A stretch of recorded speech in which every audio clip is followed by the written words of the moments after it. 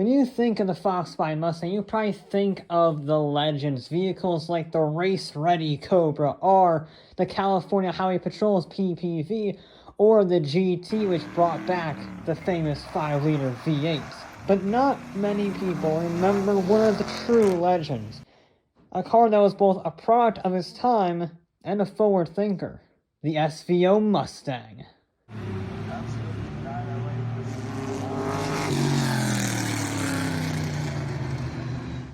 In 1979, the Mustang was finally taken off that old Pinto platform and placed onto the new Fox platform. Now, that is a very good step from the awful Mustang 2, but there was another problem. It launched in 1979 right as the second energy crisis hit, which meant that its variety of engines was kind of wimpy.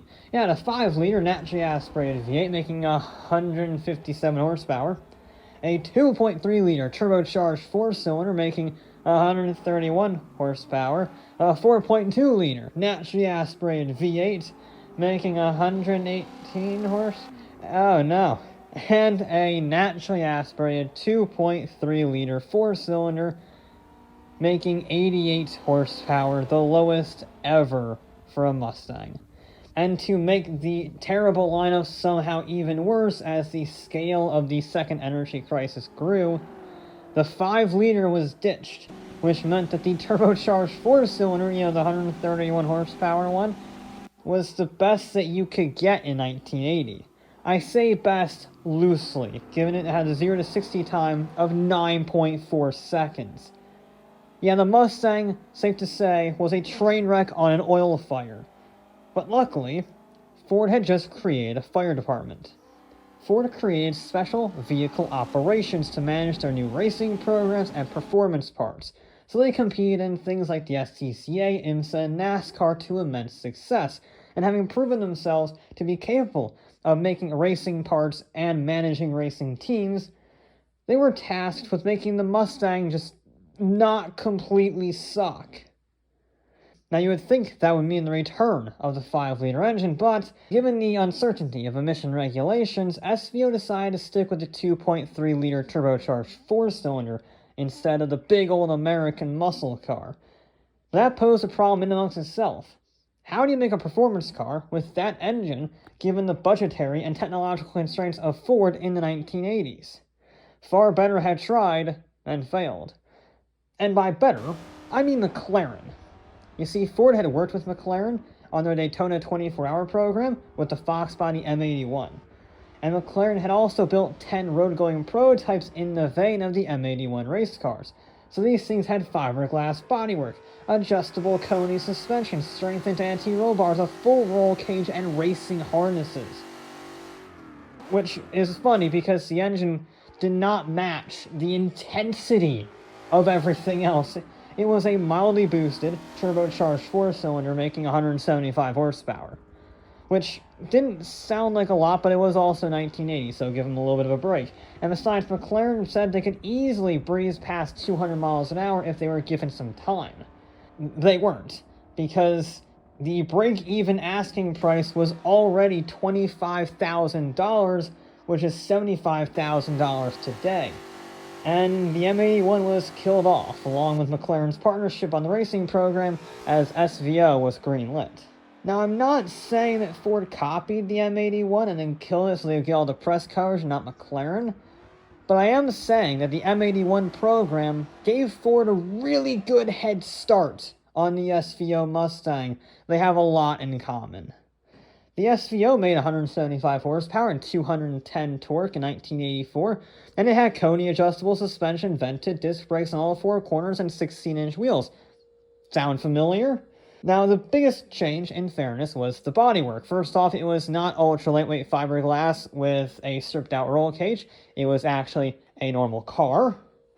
And it was not as intense as the M81. The M81 looked like it was ripped straight out of the IMSA paddock. Well, again, the SVO looked like an actual Mustang.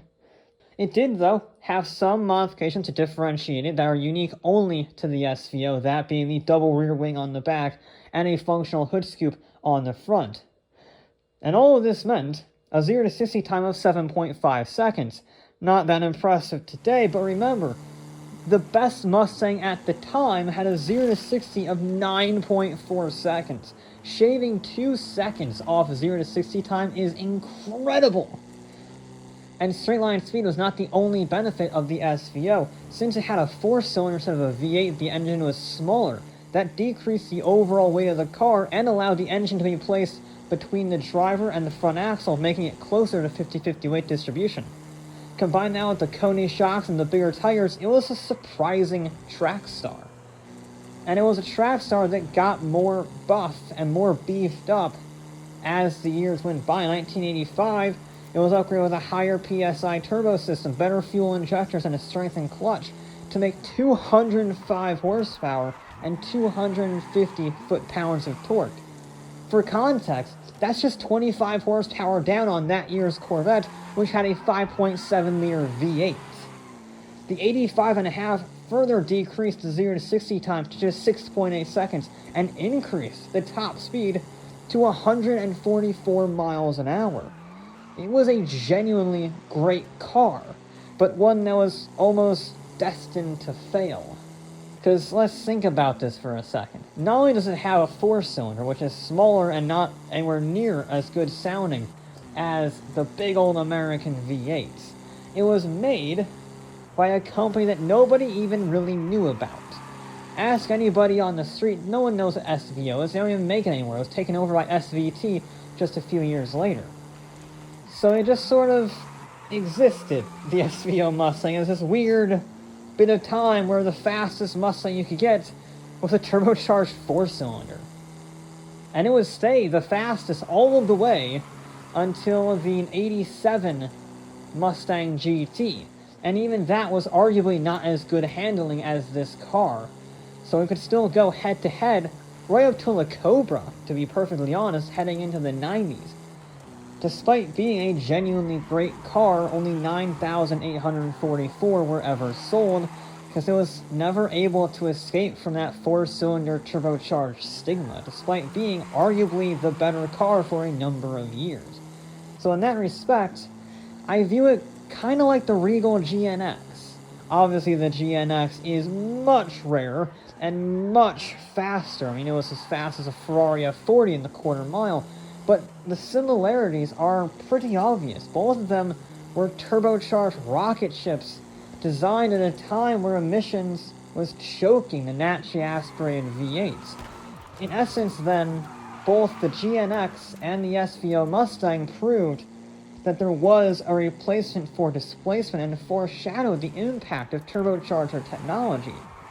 I mean, fast forward to the S550 Mustang with its EcoBoost engine, and that is a 2.3-liter turbocharged 4-cylinder, and it makes 310 horsepower. That is 100 plus more than what the 5.0s were making in the 80s. It just shows that the SVO Mustang was right all along. Sure, the V8s now are exponentially more powerful and exponentially faster than the EcoBoosts, but it's all about affordability. And turbocharging technology with smaller engines and less power makes those vehicles affordable. And it makes them more efficient on top of that. My Mustang gets 25.4 mpg to be precise. And its roots can be traced back to a little sports car from 1984.